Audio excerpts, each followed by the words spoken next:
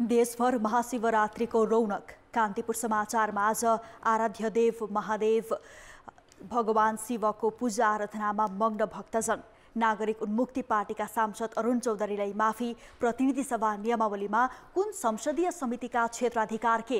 नेपाल भारत सचिव स्तरीय 10औं बैठक आज भारतमा बस्दै स्वतन्त्र विद्यार्थीको चुनाव नजिकै गर्दा चर्कियो नेभी संघमा विवाद।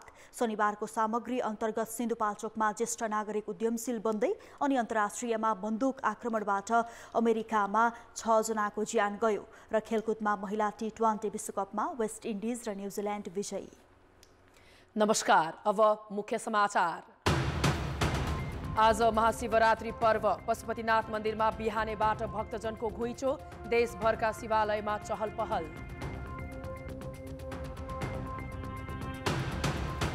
स्थानीय तहका निर्वाचनका उम्मेद्वारलाई निर्वाचन आयोगले तोकेको जरिवाना राष्ट्रपतिद्वारा मिनाह। 381 जना कैदी सहित उन्मुक्ति पार्टीका सांसद अरुण चौधरीलाई पनि माफी। चिकित्सा शिक्षाका स्नातकदेखि स्नातकोत्तर तहसम्मका 900 विद्यार्थी 8 वर्षपछि दीक्षित। प्रतिष्ठान सम्बन्धी छुट्टै ऐन नहुँदा बेथिति। अमेरिकाको मिसिसिपीमा बन्दुकधारीको आक्रमणबाट 6 जनाको मृत्यु। बन्दुकधारी प्रहरीको नियन्त्रणमा।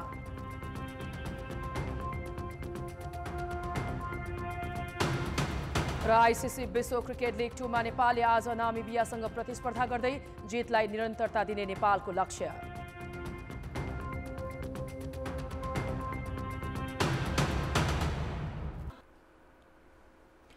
फागुन कृष्ण चतुर्दशीका दिन मनाइने शिवरात्रि पर्व आराध्य देव शिवको पूजा आराधना गरी आज देशभर मनाइँदैछ। वैदिक सनातन हिन्दू धर्मावलम्बी आज बिहानैदेखि नदी, कुण्ड र तलाउमा स्नान गरी शिवालयमा गएर श्रद्धा भक्तिपूर्वक पूजा आराधना गर्छन्।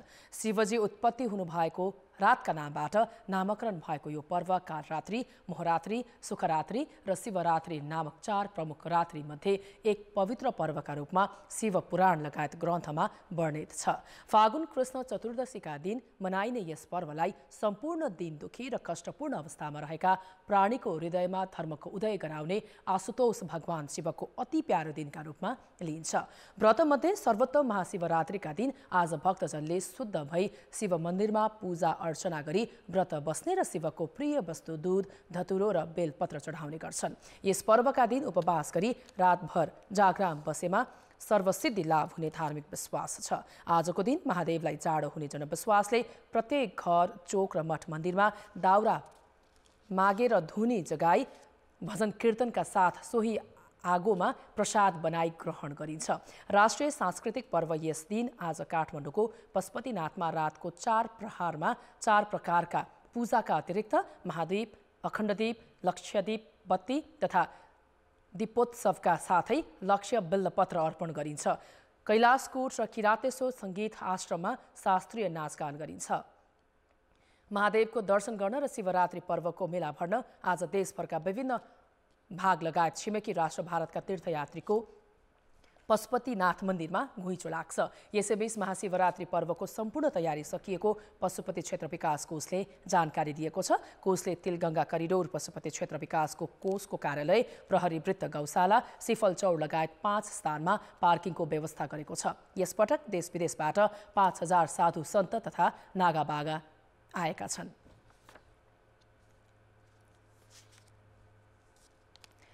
महाशिवरात्रि पर्वको अवसरमा पाशुपत क्षेत्रमा चहल पहल बढेको छ। पशुपति विकास कोषले पनि सबै तयारी पूरा भएको जानकारी दिएको छ। यसै विषयमा थप जानकारी दिन पशुपति क्षेत्रबाट हाम्रा सहकर्मी श्रद्धा अरियाल प्रत्यक्ष सम्पर्कमा छिन्। श्रद्धा, अहिले पशुपतिनाथ परिसरमा चहल पहल र रमझम कस्तो छ? अनिता, आज बिहानबाटै हामी पशुपतिनाथ मन्दिर परिसरमा छौँ। आज बिहान 3 बजेबाट नै पशुपतिनाथ मन्दिर परिसरका 4वटै ढोकाहरू दर्शनार्थीलाई दर्शनका लागि खुला गरिएको छ। पशुपति क्षेत्र विकास कोषले हामीलाई जानकारी गराएअनुसार अहिलेसम्म यहाँ 1 लाख जति दर्शनार्थीले दर्शन गरिसक्नु भएको छ।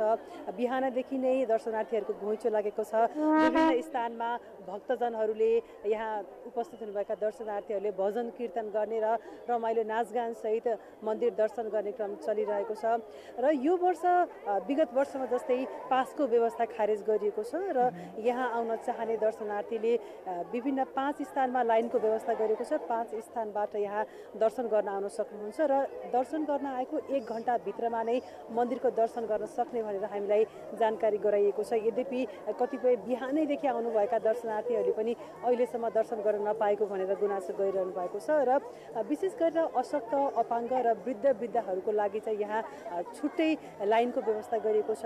उहाँहरू यहाँ आउनुभयो भने लाइन नबसिकन सोझै मन्दिरभित्र दर्शन गर्नको लागि व्यवस्था मिलाइएको छ अनिता। र यहाँ आउनुभएका दर्शनार्थीहरूलाई दर्शनको लागि सजिलो होस् भनेर पशुपतिनाथ मन्दिर आसपासका 5 स्थानमा पार्किङको पनि व्यवस्था गरिएको छ। यहाँ स्वयंसेवकहरू पनि त्यति नै मात्रामा परिचालन गरिएको छ अनिता। अहिलेको यहाँ पशुपतिनाथ मन्दिर परिसरको माहौल हेर्ने हो भने यहाँ भक्तजनहरूको घुइँचो छ। यसै गरी विभिन्न देशबाट, भारतबाट आउनुभएका साधु सन्तहरू 5,000 को हाराहारीमा हुनुहुन्छ।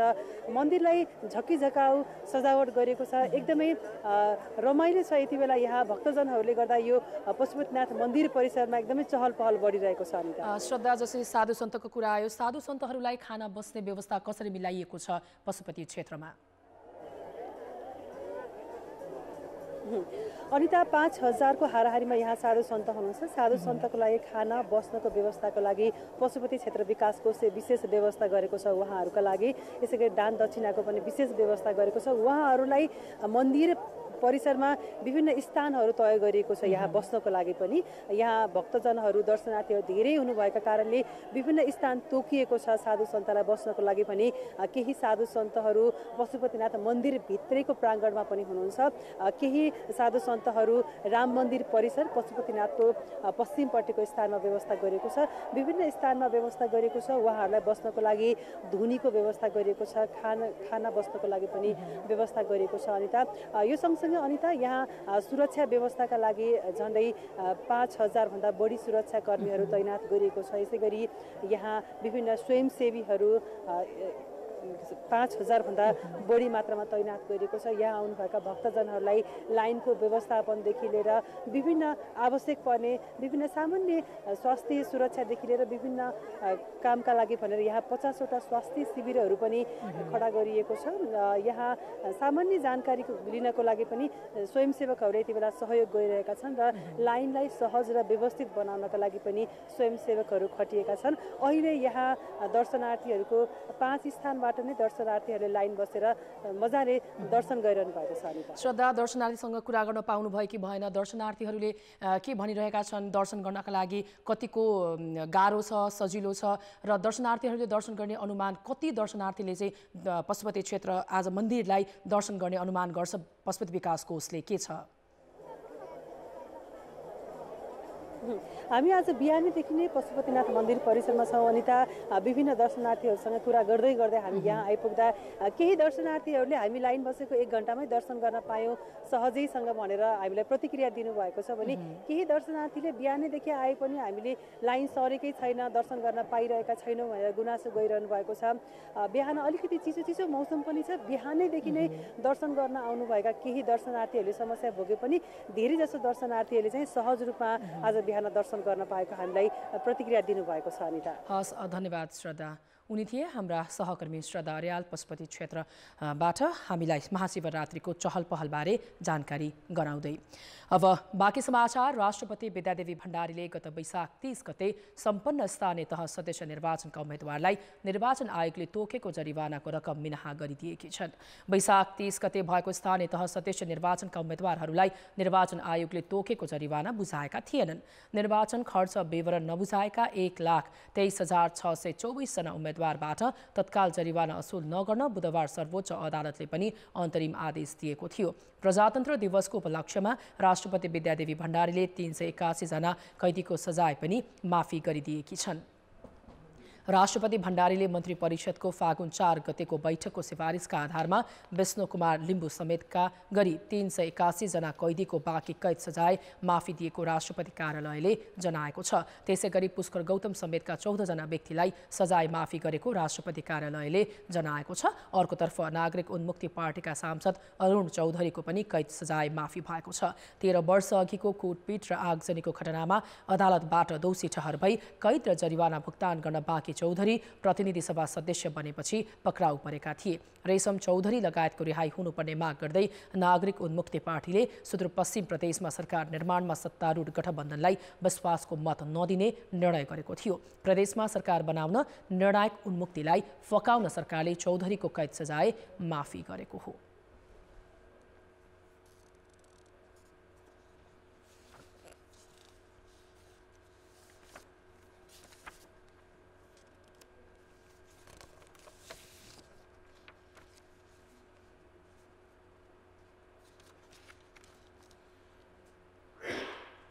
लोकतान्त्रिक समाजवादी पार्टीले अध्यक्ष महन्त ठाकुरलाई राष्ट्रपतिको उम्मेद्वार बनाउने विषयमा छलफल सुरु गरेको छ। संविधानले निष्पक्ष राष्ट्रपतिको परिकल्पना गरेको भन्दै लोकतान्त्रिक समाजवादी पार्टीका नेताहरूले ठाकुर नै उपयुक्त पात्र हुने दाबी गरेका छन्।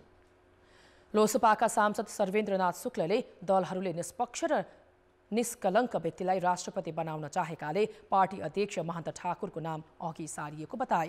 प्रजातान्त्रिक आन्दोलनमा योगदान गरेका ठाकुर भावी राष्ट्रपतिका लागि उपयुक्त हुने भन्दै शीर्ष दलका नेताहरूसँग संवाद भइरहेको उनीहरूको भनाइ छ।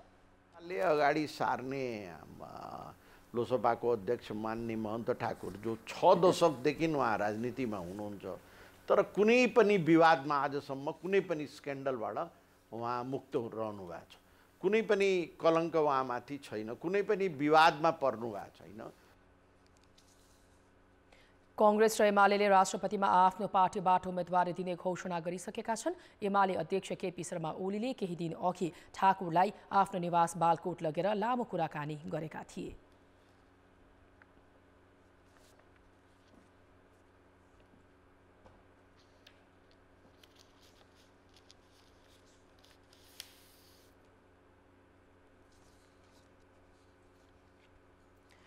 पोखरा अन्तर्राष्ट्रिय म्याराथनको 17औं संस्करण सुरु भएको छ। Association of international marathons and distance races एम्सले रुटलाई मान्यता दिएपछिको यो पहिलो प्रतियोगिता हो।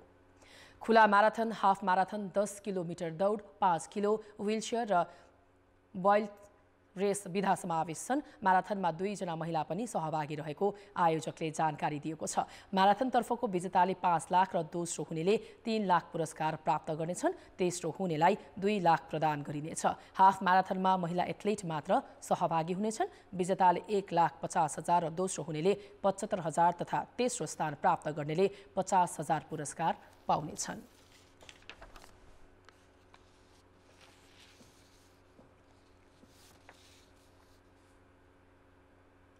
यसै विषयमा थप जानकारी दिन हाम्रा सहकर्मी पोखराबाट ऋषिकान्त पौडेल प्रत्यक्ष सम्पर्कमा छन्।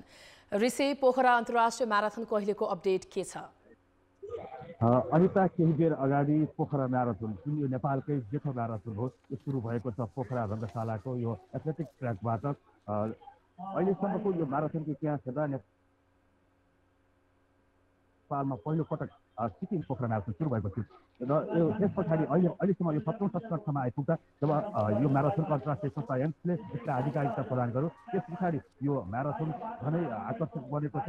त्यसै विदेशी खेलाडीहरू यहाँ सहभागी छन्। अहिलेको संस्करणको कुरा गर्नुपर्दा 16 देशका विदेशी खेलाडीहरू र 29 जना उनीहरू सहभागी भएका छन् भने उनीहरू सहित नेपालीहरू समेत गरेर 150 जना बढी यो म्याराथनमा सहभागी भएका छन्। त्यस्तै 21 किलोमिटरको यो महिला म्याराथनतर्फ पनि उस्तै सहभागिता रहेको छ। यसमा महिलाहरू सहभागिता जनाउनेछन् र अन्त यहाँले अघि भने जस्तै यसभन्दा अगाडिको संस्करणमा 2 लाख रुपियाँ मात्रै पुरस्कार राशि रहेको यो पोखरा म्याराथन यसपटक 3 लाख राशि बढाएर 5 लाख पुर्याएको छ, जसले गर्दाखेरि पनि एथलेटिक्स या यो म्याराथनतर्फ खेलाडीहरूको आकर्षण बढेको हामीले त्यो सहभागिता हेर्दा पनि पाउन सकिरहेका छौँ।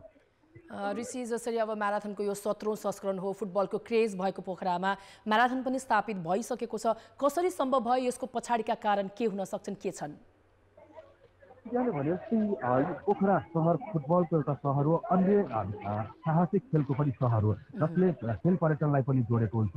र अहिले यो पोखरा म्याराथन 17औं वर्षसम्म आइपुग्दा यसका पछाडिहरू धेरै सङ्घर्षहरू छन् जो आयोजकले गरेका छन्। तर पनि हामीले सरसर्ती हेर्दाखेरि जो विदेशमा रहने नेपालीहरूका संस्थाहरू एनआरएन या चाहिँ पोखरावासी जो विदेशमा छन् उनीहरूले खोलेका संस्थाहरूबाट राम्रो आर्थिक सहयोग भएको चाहिँ हामीले पाएका छौँ। एकदम स्वतस्फूर्त रूपमा कोहीले 4 लाख कोहीले 5 लाख पनि सहयोग गरिएको हामीले पाएका छौँ। आयोजकले जानकारी दिएको छ।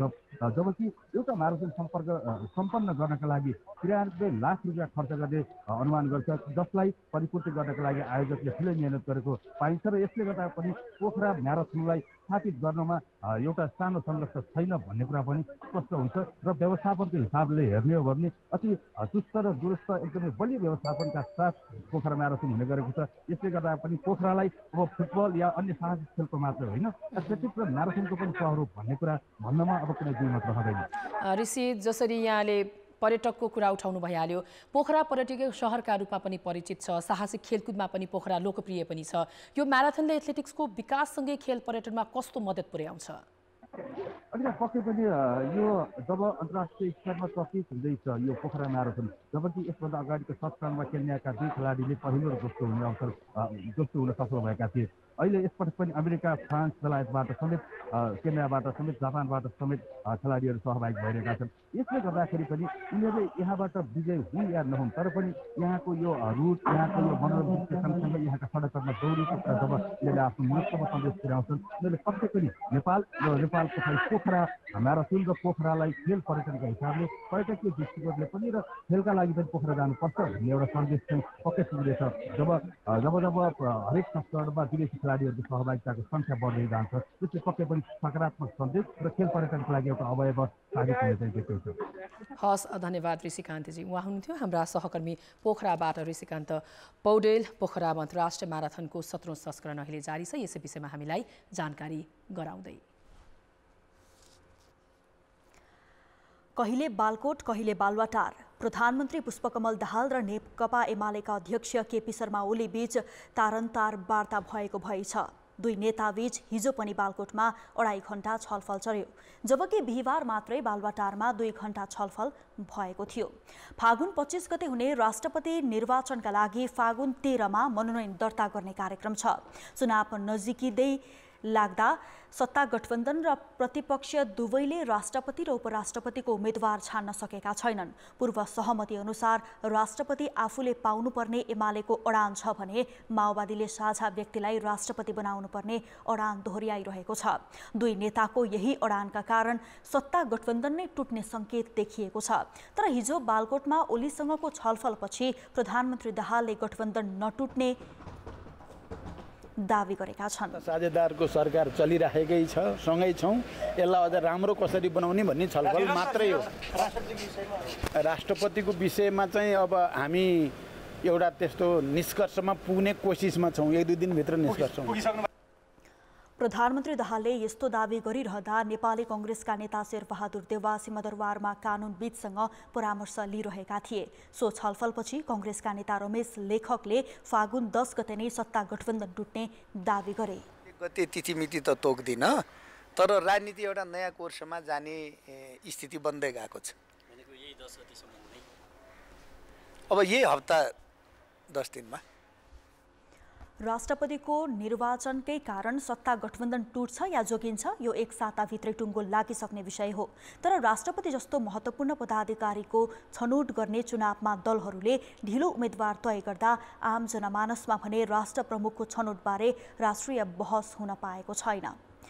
नेकपा एमालेका केन्द्रीय सदस्यले राजतन्त्र चाहिन्छ भन्दै अभियान चलाएकोमा सभामुख देवराज घिमिरे सरकार र पार्टीसँग जवाफ मागेका छन्।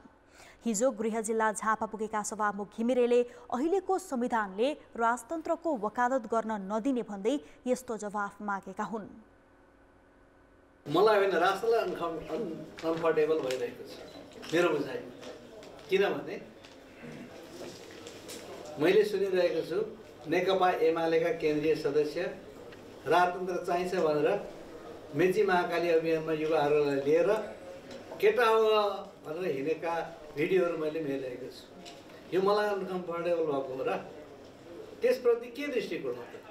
राज्यको के दृष्टिकोण हो, अन्नाले सरकारको के दृष्टिकोण हो, पार्टीको के दृष्टिकोण हो, अरू के दृष्टिकोण हो? किनभने हाम्रो संविधानले चाहिँ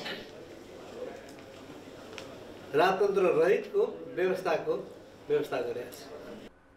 सभामुख घिमिरेले संसद बाहिर र भित्र दुवैतिरबाट व्यवस्थाप्रति प्रहार भइरहेकाले सरकार र राजनीतिक दल दुवै चनाखो हुनुपर्ने धारणा व्यक्त गरेका छन्। यहाँको समस्या नै यो संहिता हो। यो संहिता खारिज हुनुपर्छ भन्ने आवाजहरू चाहिँ संसदले पनि उठ्ने गरेका छ। त्यति मात्र होइन, सरकारमा बसेको पार्टीहरूबाट जुन सरकारले त्यसलाई कार्यान्वयन गर्नुपर्ने छ त्यसैले त्यो मलाई अनकम्फर्टेबलको कुराहरू होइन, अनकम्फर्टेबल मलाई लाग्छ यो राजनीतिक परिस्थिति चाहिँ राष्ट्रकै लागि हो। यसअघि सभामुख घिमिरेले झापाको बिर्तामोडमा सुरु भएको बिर्तामोड अन्तर्राष्ट्रिय औद्योगिक व्यापार मेलाको उद्घाटन गरेका थिए। अघिल्लो संसदमा संसदीय समितिको क्षेत्राधिकारलाई लिएर पटक पटक विवाद भएको थियो। अहिले प्रतिनिधि सभा नियमावली मस्यौदा समितिले क्षेत्राधिकार विवाद हटाउन सक्ने उपाय खोजेको छ। त्यति मात्र होइन, समितिका स्वार्थ बाँझिने सदस्यलाई मनोनयन नगर्नेदेखि कार्यक्षेत्र 2 वा बढी समितिमा परे संयुक्त बैठक बस्नेसम्मको व्यवस्था मस्यौदामा छ। प्रतिनिधि सभा अन्तर्गतका 10 वटा विषयगत समितिका कार्यक्षेत्र कसरी निर्धारण गरिएको छ त? संसदीय समितिहरूलाई मिनी संसद पनि भनिन्छ। सभाले पठाएका विधेयकमाथि छलफल गरी विवाद समाधान गर्ने र मस्यौदालाई अन्तिम रूप दिने काम समितिको हो। अझ विशेष समिति गठन गरेर केही विषयमाथि अध्ययन गर्ने काम पनि संसदीय समितिको क्षेत्राधिकारमा पर्छ।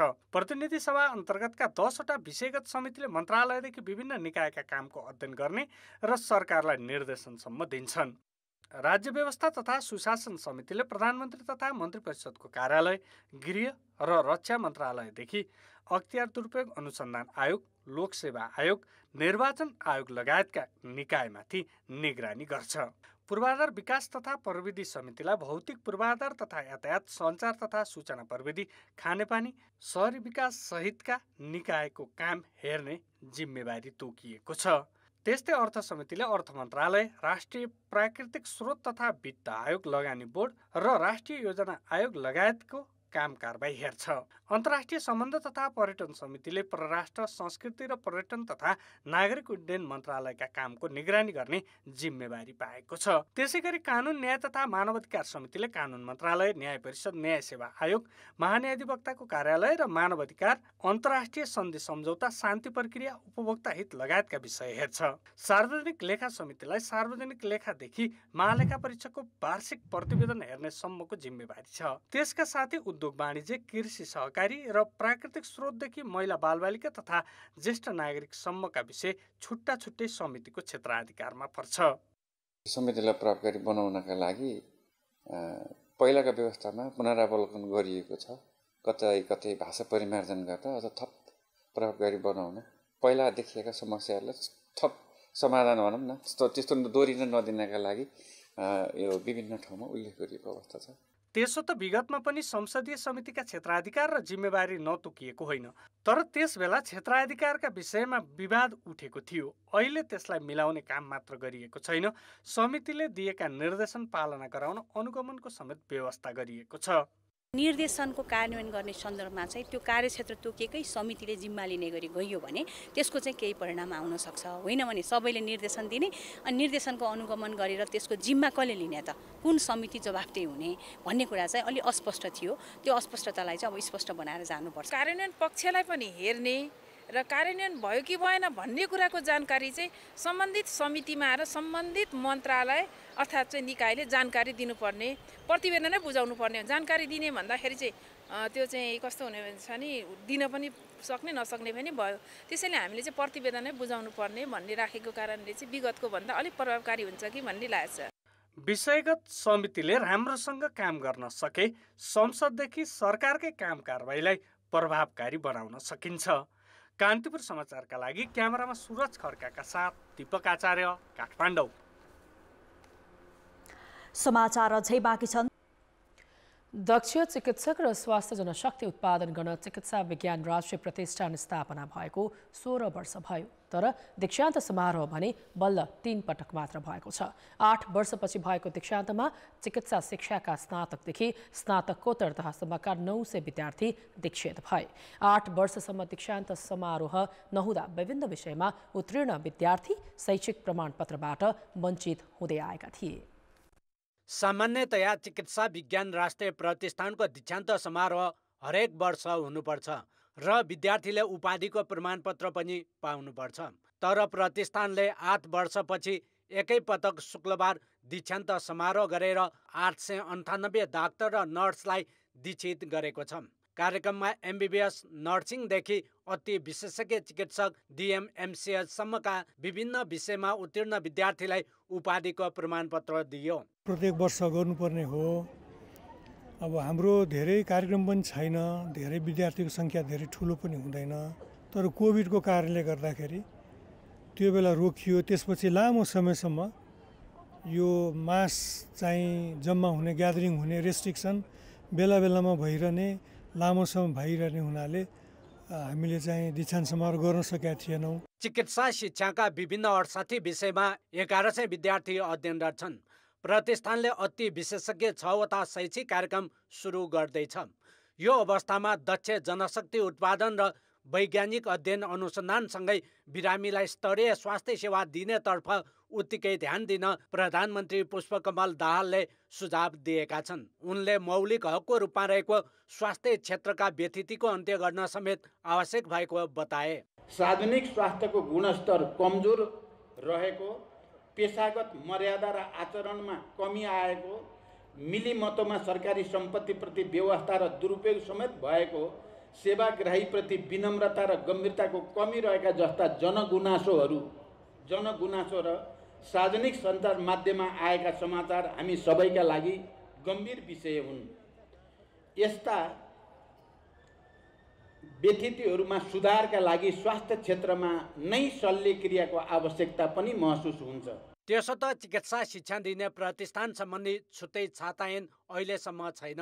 फरक कानुनले चल्दा प्रतिष्ठानमा व्यथिति छ। व्यवस्थित गर्न चाँदै नै छाता ऐन ल्याउने आश्वासन सरकारले दिएको छ। समय अनुकूल हुँदै गर्दा यसको दायरा पनि फराकिलो हुनुपर्छ र यस चिकित्सा विज्ञान राष्ट्रिय प्रतिष्ठानलाई अब छाता प्रतिष्ठानको रूपमा विकास गर्दै देशका प्रमुख सङ्घीय अस्पताललाई टिचिङ इन्स्टिच्युट शैक्षिक संस्थाको रूपमा विकास गर्दै लैजाने नीति लिएको अवगत गराउन चाहन्छु। प्रतिष्ठानहरू स्वयंले पनि राम्रो विधि बसाल्न सक्नुपर्छ।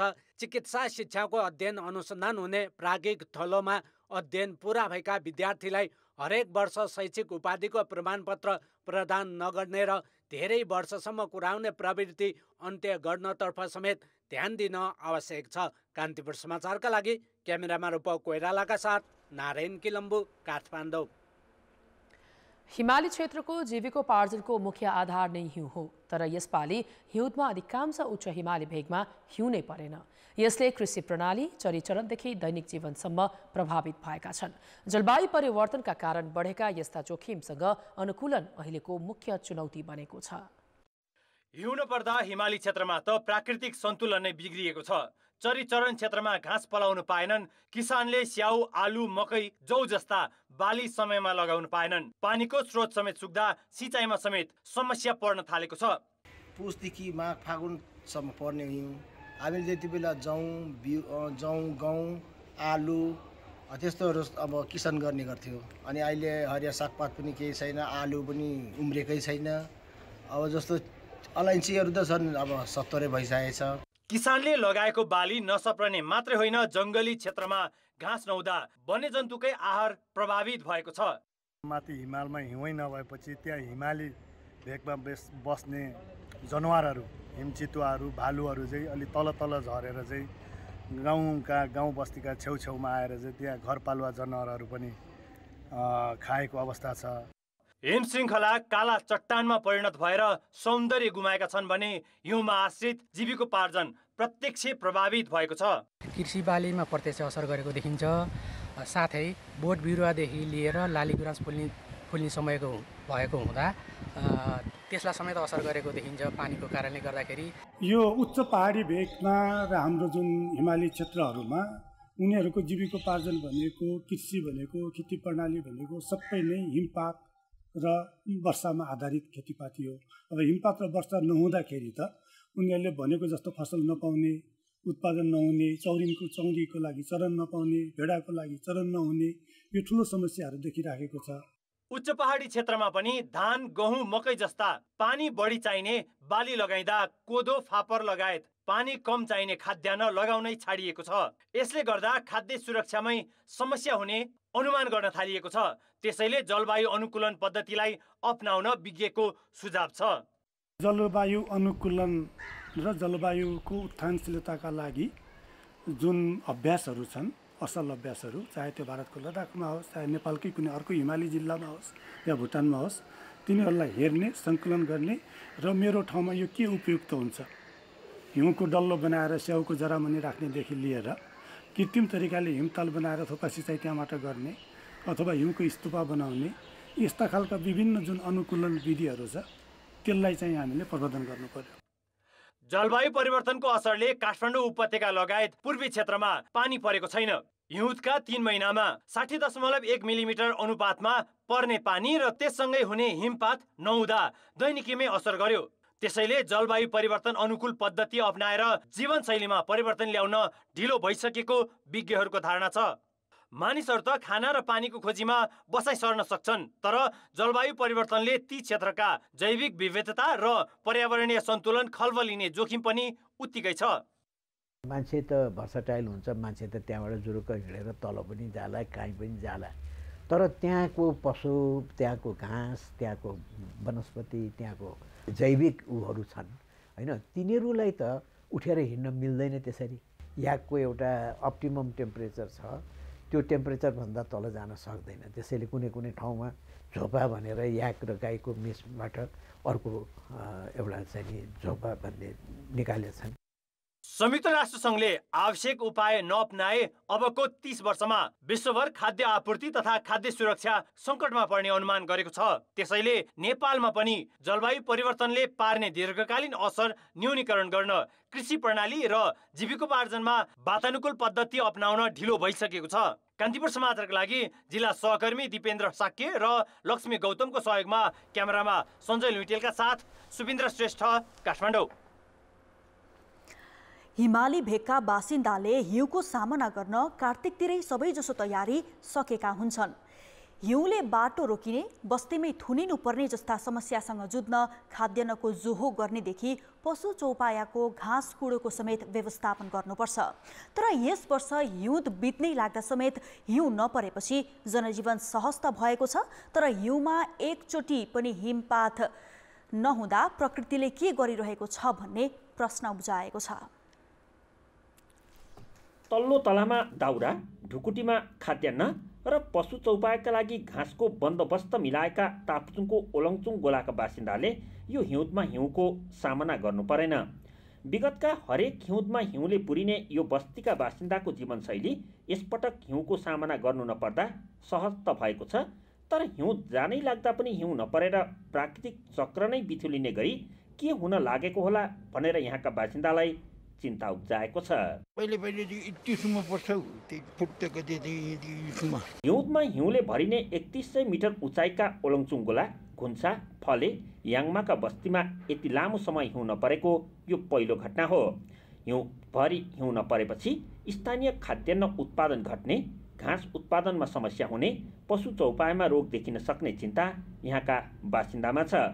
मौसम परिवर्तनका कारण भइरहेको हिउँदे वर्षाको अनियमितताले समस्या उत्पन्न गर्न सक्ने चिन्ता सरकारवालालाई छ। यसले अझ ठुलो असर के पार्दैछ भने क्रमशः रूपमा अब किराहरू चाहिँ प्रशस्त रूपमा बढ्छन् र अन्न बालीहरूदेखि लिएर कोसे बाली त टोटल्ली रूपमा नफल्ने बढी सम्भावना देखिन्छ। र जुन समयमा चाहिँ पशुहरूमा चाहिँ रोग पहिला जस्तो साधारण रोग लाग्थ्यो, त्योभन्दा अन्य खालको रोग लागेर पशु, वन्यजन्तु, वनस्पति सम्पूर्णमा चाहिँ असर पुर्याउने बढी सम्भावनाहरू चाहिँ प्रशस्त रूपमा देखिएको छ। परम्परागत जलवायुको शैलीसित हाम्रा पुर्खा अनुकूलित थिए, सीमितता थियो। त्यसको बावजुद यति बेला पानी पर्छ, यति बेला हिउँ पर्छ, यति बेला पर्दैन भन्ने ज्ञान थियो।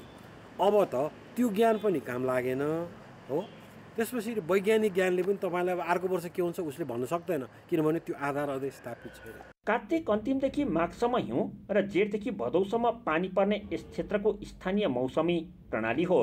तर पछिल्ला वर्षमा फेरिएको वर्षाको प्रवृत्तिले यहाँका बासिन्दामा खेतीपाती र पशुपालनको दिनचर्यामा अनिश्चितता उत्पन्न गराएको छ। कान्तिपुर समाचारका लागि आनन्द गौतम, ताप्लेजुङ। अब जनताको आवाज हामीले 7 प्रदेशमा सोधेका छौँ। यस वर्षको हिउँदमा पानी नपर्दा तपाईँको क्षेत्रमा कस्तो असर परेको छ? जनताको आवाज। बकुलामा लाग्यो, धेरै गाह्रो भइराखेछ। खोलाको पानी लाउनु पर्थेन, तरकारीहरूमा किरा लाग्थेन। पानी नपर्दा उब्जनी पनि कम हुने भयो अनि किसानले पनि मार्का पर्ने भयो। आलु प्याज लागो अवसर पर्यो, पानी नहुनाले खेतबारी जोत्न पाइएन। गाउँहरूलाई असर गरे। चियाको मुना चाहिँ पलाएको छैन, अहिले हरियाली हुनुपर्ने। डाँडाकाँडा अहिले सुक्खा छ। मकैहरू पनि हामी सबै लगाइसकेर हरियाली हुन्थ्यो। बाँझोसम्म जोत्न सकेको छैन। उत्पादन कार्यमा पनि कृषकहरूलाई एकदमै मारमा पारेको स्थिति चाहिँ देखिएको छ। लो धुवा, अन्न बाली खासै त्यस्तो राम्रो छैन। जताततै सुक्खा मात्रै छ, खेत लाउन पाइएन। मकैहरू छरिन्थ्यो। विभिन्न सरुवा रोगको प्रकोपले ज्यादै सताएको छ। हिउँदे खेती भएन, गहुँ पनि भएन, पानी आयो अलि हुन्थ्यो। किसानलाई त केही न केही त असर छ। पानी पर्या भए त मसुरो गहुँलाई झन् सजिलो हुन्थ्यो। केही खेतीपाती नै भएको छैन, खेतीहरू भएको छैन। जहाँ सिँचाइ छ त्यहाँ त्यति असर छैन, जहाँ छैन सिँचाइको व्यवस्था छैन त्यहाँ त असर गरेको छ। वर्ष दिन खाने अन्न बाली सब सुकिसक्यो, क्या खाने भएको पनि सुकिसक्यो। पाखो जग्गा जो हो सिंचित नभएको त्यो जग्गामा त अहिले लगभग 1% पनि हुँदैन। खेतीहरू नभएको कारणले महँगी बढ्दै गएको छ। जति आकाशे पानीले उत्पादन हुनुपर्ने बिरुवा बाली बोटमा, तरकारीहरूमा, हाम्रो अन्न बालीमा त्यो आकाशे बालीको बिना यो सिँचाइले पनि त्यति नहुने। तोरी सुकिसक्यो, गहुँबारी सुकिसक्यो, बाली बोट सबै सुकिसक्यो।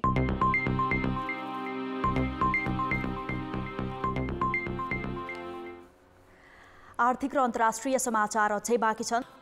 अर्थ र विकास। नेपाल भारत सचिव स्तरीय 10औं बैठक आज भारतमा बस्दैछ। हिजो बसेको सहसचिव स्तरीय बैठकले एजेन्डा तय गरेको छ। यस पटक नेपाली पक्षले बर्खायाममा बिजुलीको सहज निर्यात, प्रसारण लाइनको क्षमता विकास र माथिल्लो कर्णाली जस्ता आयोजना अघि बढाउँदै बङ्गलादेशमा बिजुली निर्यात गर्ने बाटो दिन प्रस्ताव गर्दैछ। नेपाल भारत सचिव स्तरीय बैठकमा अन्तर्देशीय प्रसारण लाइनको क्षमता विस्तार र वर्षायाममा विद्युत निर्यात गर्ने विषयलाई प्रवेश गराइँदैछ। त्यसैगरी 600 मेगावाट बिजुली निर्यात गर्न अनुमति पाएको ढल्केवार मुजफ्फरपुरबाट थप बिजुली पठाउने, बुटोल गोरखपुर, दुहबी पूर्णिया र लम्की बलेरी अन्तर्देशीय प्रसारण लाइनका बारेमा पनि छलफल हुँदैछ। भारतमा बिजुली निर्यात गर्न नेपाल विद्युत प्राधिकरणले पेश गरेका आयोजनालाई स्वीकृति दिन समेत नेपालले भारत समक्ष आग्रह गर्दैछ। नेपालका सबै आयोजनाबाट उत्पादित बिजुली लैजान भारत हिचकिचाइरहेको छ। यो बैठकबाट यस्ता विषय टुङ्गो लगाउनु पर्ने विज्ञ बताउँछन्। सबै आयोजनाको बिजुली किन्छु भन्दैन, या त हामी आफै बनाउनु पर्यो या त भारतीय संलग्न गरेर बनाउनु पर्यो भन्ने मेसेज हो। त्यही कारणले उसको रणनीति त्यस्तो किसिमको देखिन्छ। यो रणनीतिले हामीलाई फाइदा गर्दैन, उसलाई त फाइदा नै हुने नै भयो होइन। नेपालको लागि समग्र हितमा यो रणनीति हुँदैन। त्यही भएर हामीले भारतीय पक्षलाई कन्भिन्स गराउनु जरुरी छ होइन। बिरालो कालो होस् सेतो होस् मुसा मार्नु जरुरी छ भने जस्तो। वर्षायाममा विद्युत निर्यात गरे पनि नेपालले अझै लगानीकर्तालाई विश्वस्त पार्न सकेको छैन। यसैका लागि भारत समक्ष प्रसारण लाइनको क्षमता विकास, उत्पादित बिजुलीको बङ्गलादेशसम्म निर्यातलाई नेपालले एजेन्डा बनाएको छ। भारतले बाटो नदिँदा माथिल्लो कर्णाली जस्ता आयोजनाले गति लिएका छैनन्। अहिले निजी क्षेत्र र नेपाल विद्युत प्राधिकरण गरी दैनिक 1150 मेगावाट बिजुली उत्पादन भइरहेको छ। वर्षामा पर्याप्त बिजुली भए पनि हिउँदमा परनिर्भरता कायमी छ। 54 करोड 32 लाख 80 हजार 30 बिजुली युनिट्स हामीले चाहिँ इम्पोर्ट गऱ्यौँ टोटलमा। त्यही भएर अहिले हामीले अब ओभरअल भनौँ न अब इयरली हिसाब गर्ने हो भने हामी लास्ट इयरसम्म चाहिँ नेट इम्पोर्टरकै रूपमा रहेका छौँ। त्यही भएर हाम्रो चाहिँ भन्नु अब यो एक्सपोर्ट हामी सकभर चाहिँ बढाउन सक्नु पर्यो र इम्पोर्टलाई घटाउन सक्नु पर्यो। यदि हामीले इम्पोर्ट घटाउँदै र एक्सपोर्ट बढाउँदै गयो भने ओभरअल हाम्रो नेसनको लागि चाहिँ धेरै नै राम्रो हुन सक्छ। नेपाल विद्युत प्राधिकरणका अनुसार गत आर्थिक वर्षमा 15 अर्ब 43 करोड रुपियाँ बराबरको बिजुली भारतबाट आयात भएको थियो। नेपालले भने 3 अर्ब 94 करोड रुपियाँ बराबरको मात्रै निर्यात गर्न सक्यो। अहिले कुल जडित क्षमता 2300 मेगावाट छ। 8600 मेगावाट बराबरको आयोजनाले लाइसेन्स लिएका छन्। त्यसमध्ये 6300 मेगावाटका आयोजना निर्माणाधीन चरणमा छन्। नेपालमा आगामी 5 वर्षभित्रै 10,000 मेगावाट विद्युत उत्पादन हुने देखिन्छ, तर त्यसका लागि बजारको सुनिश्चितता छैन। अहिले नेपाल र भारतका अधिकारीबीच भइरहेको छलफलले नेपालमा उत्पादित बिजुलीको व्यापार सुनिश्चित गर्न सक्ला त? कान्तिपुर समाचारका लागि क्यामेरामा हेम परसाई र राजेन्द्र महजनका साथ सुमन पन्थ र भरत रावल, काठमाडौँ। अब जनमतमा हाम्रो प्रश्न छ, आफ्ना माग पूरा गराउन व्यवसायीहरू सडकमै उत्रिनुपर्ने अवस्था किन आएको होला?